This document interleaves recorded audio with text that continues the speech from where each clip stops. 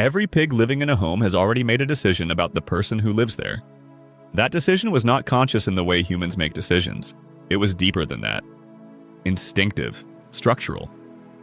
Based on weeks and months of observation, testing, and data that the pig collected without the person ever noticing. And the result of that decision is not what most people expect. Because a pig does not see a human as an owner. She does not see a friend. She does not even see a human. She sees a member of the herd, a specific member with a specific role in a social system that has been running for thousands of years before anyone thought of keeping a pig indoors. In the last video, we talked about how to show a pig love in ways she actually understands.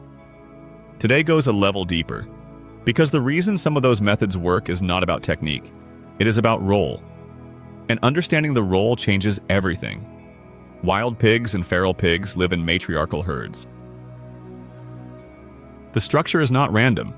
There is a lead female who makes the decisions, a set of close allies who stay near her, younger members who follow, and peripheral members who are tolerated but not central.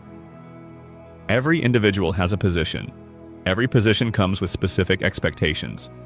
Who eats first? Who sleeps closest to the center? Who gets approached and who does the approaching?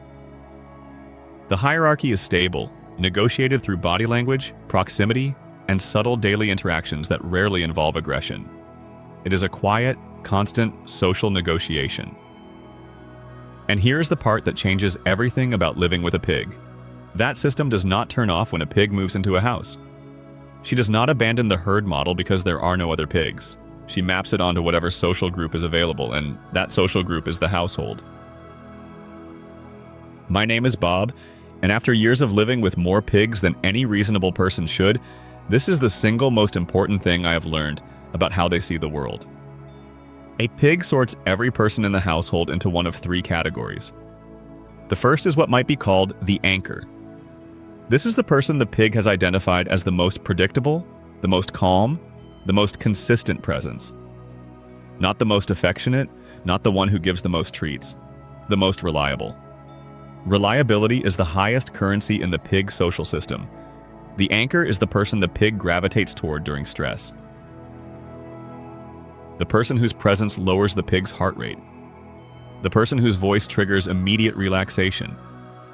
In most households, this role gets assigned to one person and stays there permanently. Once a pig has designated an anchor, it takes a significant rupture to change that designation.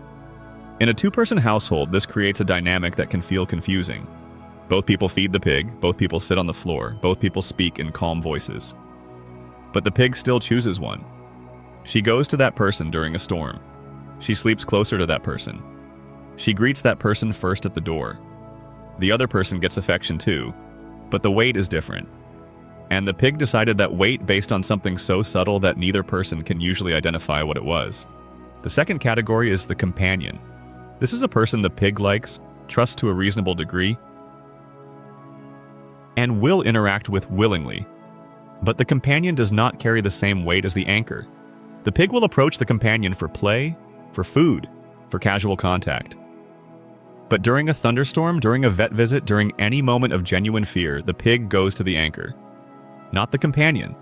The distinction is invisible in daily life. Both people might get nudges, grunts, and lap climbs, but the difference shows up under pressure.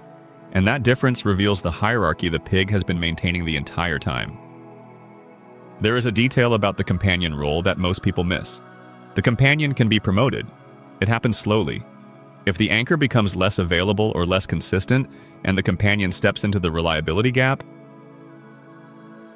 the pig will begin reassigning weight. Not instantly, over weeks.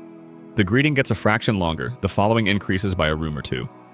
The lean starts appearing. The pig is not sentimental about the hierarchy, she is practical. The role goes to whoever earns it through demonstrated stability. The third category is the tolerated presence. This is a person the pig has decided is not a threat, but also not a member of the inner circle. Visitors who come regularly. Neighbors. Someone who lives in the house but does not participate in the pig's daily routine. The pig will share space with a tolerated presence, will accept food, might even allow light contact. But the ears stay slightly more alert. The body does not fully relax. The pig is polite. She is not invested. Now here's where it gets interesting. The assignment happens fast. Most pigs sort the household within the first 2 to 4 weeks, and the criteria are not what most people assume. It is not about who feeds her the most. It is not about who plays with her the longest. It is about who is the most predictable, who sits on the floor the most, who speaks in the calmest voice, who respects the departure, who pauses before approaching. The pig is running a constant, invisible evaluation during those first weeks, and every interaction is a data point. By the end of the first month, the verdict is in, and the pig does not announce it. She simply starts behaving differently around different people. The anchor gets the lean, the companion gets the nudge, the tolerated presence gets the glance. There are moments when the evaluation becomes visible. A pig walks into a room with 2 people. She does not split the difference, she goes to one of them. Consistently, every time. That is the hierarchy expressing itself in real time. Or a pig hears a loud noise and runs, not to the center of the room, to a specific person. She has already calculated who makes the world safer, and she goes straight there, no deliberation. The math was done weeks ago. The thing is, this system explains behaviors that otherwise make no sense. Why does the pig follow one person but not another? Why does she sleep next to one person but only sit near the second? Why does she approach a guest with curiosity but never fully relax? It is not personality. It is not mood. It is a social architecture that the pig built deliberately, based on evidence, and maintains consistently. There is one more part to this that people rarely talk about. The pig does not see the anchor as an owner. She does not see a master, a provider, or a parent. The closest translation, based on observed behavior, is something like a senior herd member. Someone who ranks above her in the social order, but not because of size or force. Because of calm? Because of consistency? Because of demonstrated reliability over time. The pig respects the anchor the way a herd animal respects a lead figure. Not out of fear, out of the recognition that this individual makes the environment more stable, more predictable, more safe. That is not ownership. That is something closer to earned authority. And the difference matters because it means the relationship can be lost. Authority that was earned through consistency can erode through inconsistency. If the anchor becomes unpredictable, loud, or unreliable, the pig will quietly begin reassigning the role. Not dramatically, gradually. The lean gets shorter. The following decreases. The pig starts spending more time with whoever has become the more stable presence. It is not punishment, it is recalculation. There was a stretch of about 3 weeks where the morning routine got disrupted. Different wake times, missed floor sessions, louder energy in the house than usual. Nothing dramatic by human standards, but the pigs noticed. One of them, the little one, the one who normally parks herself against the same leg every evening, started drifting, sitting a few feet further away, choosing a different spot on the couch. It was not obvious on any single day, but over those 3 weeks, the pattern was clear.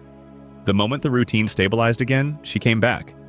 Not all at once, gradually, like a graph returning to its trend line. The bond was not broken. The data had shifted temporarily, and so had she. And honestly, that is the part that shifts the entire perspective. A pig does not love unconditionally. She loves based on evidence. She makes decisions based on patterns. She assigns value based on demonstrated behavior, not intentions.